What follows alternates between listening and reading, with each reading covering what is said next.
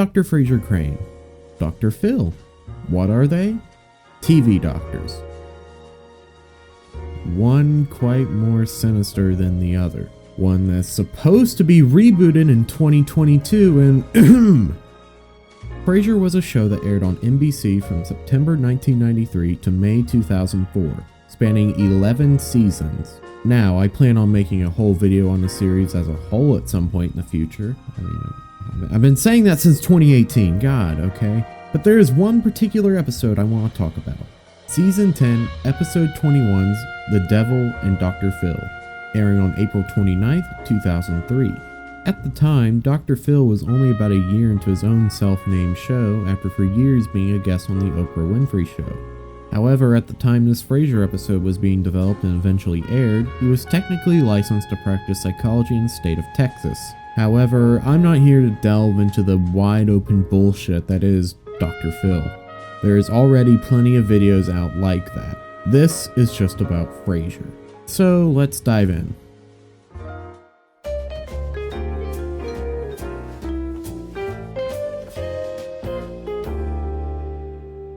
The episode begins in Frasier's apartment.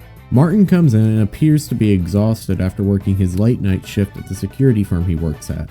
Apparently, the reason that Martin has to work the night shift is because his boss wants him to date his sister, and Martin doesn't want to do any of that. This woman really so repulsive that you're willing to sacrifice all your nights just to avoid a date with her? Well, let me put it this way. Years of chewing tobacco have discolored her tooth. Someone left a book of one-liners in the Lost and Found. We then go to Martin turning on the TV and pointing out to Frasier that, hey, there's your friend again. Yes, even though it has never been established that Dr. Phil and Frasier were ever friends, or even ever met, or that Dr. Phil at all has never been brought up, I guess it's still a mystery. Oh wait, nope, Frasier's fucking here to the rescue. He's ready to explain it. Some years back, we found ourselves running into each other at seminars and conferences. He's an excellent therapist. Bit of a clash over ethics.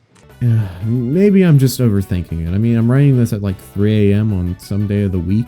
I'll be talking about life strategies at the State Theater Friday through Sunday. Come join us. It might just change your life.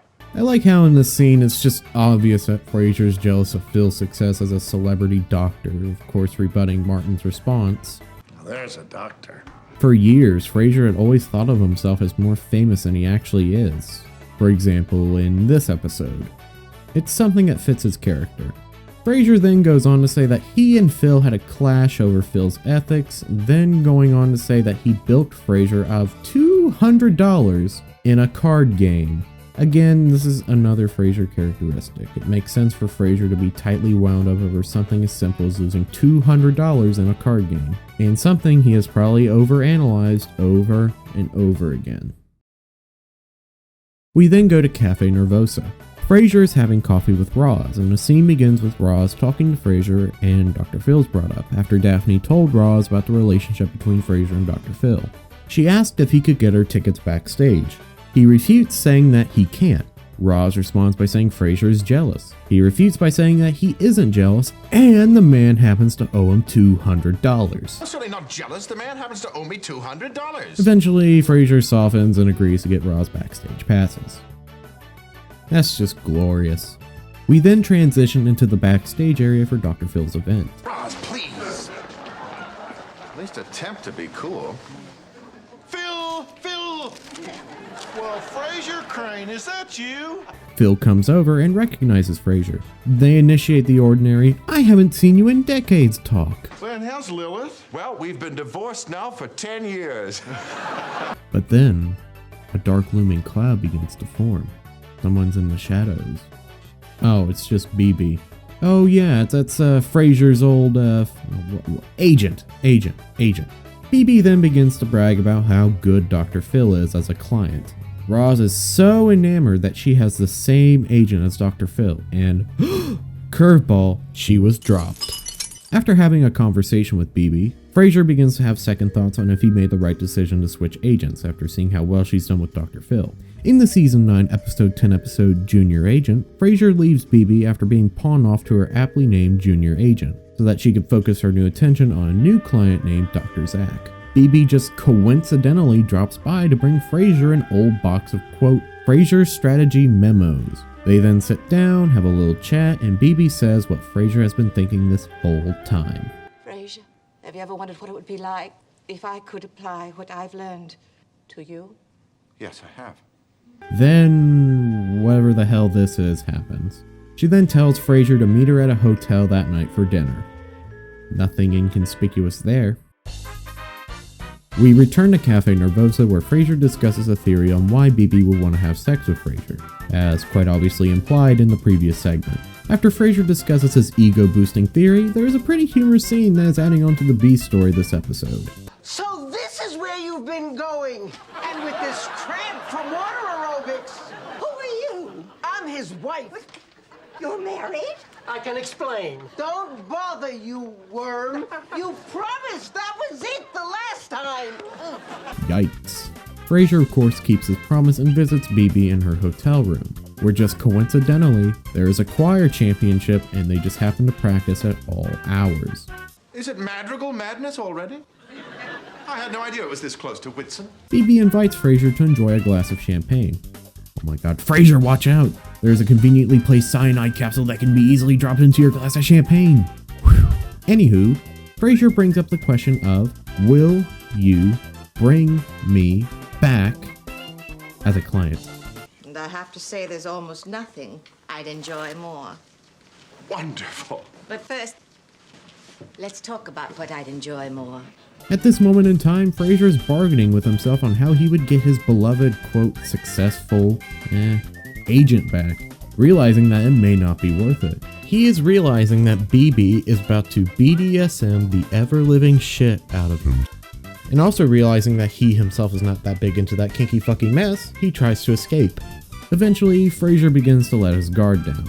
When I work hard, you become famous and rich and powerful. That's what you want, isn't it? Fame and power. I bet I can make you bigger than Dr. Phil. Frasier is about to fucking eradicate his pants. Frasier is trying as hard as he can to abstain from the potential fun he could have sleeping with the devil.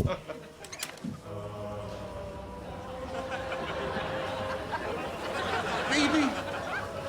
Join me, Frasier. I'll make your dreams come true. Come, Frasier.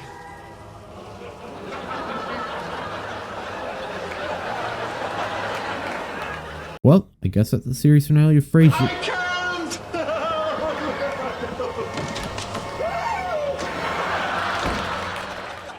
Oh, never mind. I guess sleeping with the devil must not be fun as it sounds.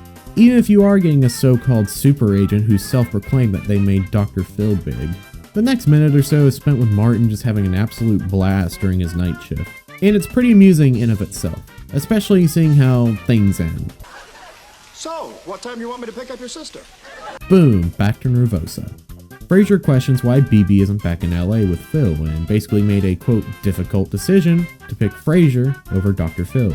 She had also pre-planned that Frasier would pick BB anyway, so she took care of in advance, the firing of Frasier's then agent, and then calling the Spokane radio station that took on the Dr. Frasier Crane show as an addition to where he hosts it from in Seattle.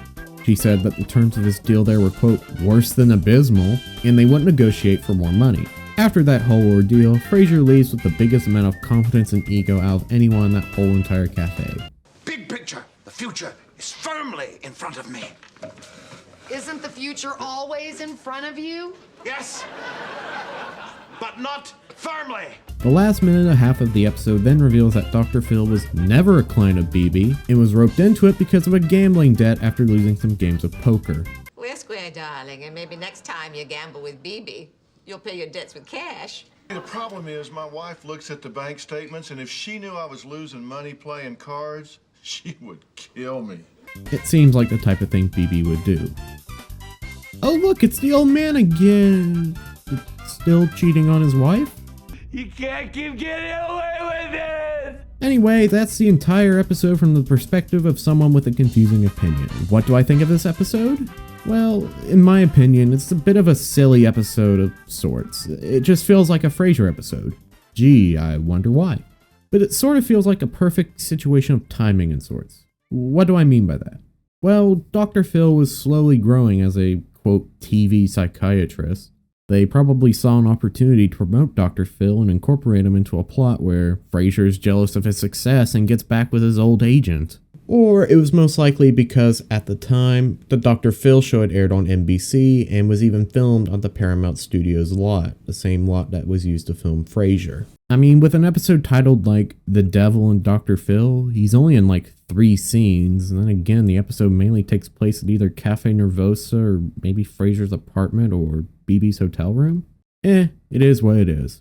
I've been the Confusing Opinion, giving out the most confusing opinions of all time. Now leave me the fuck alone.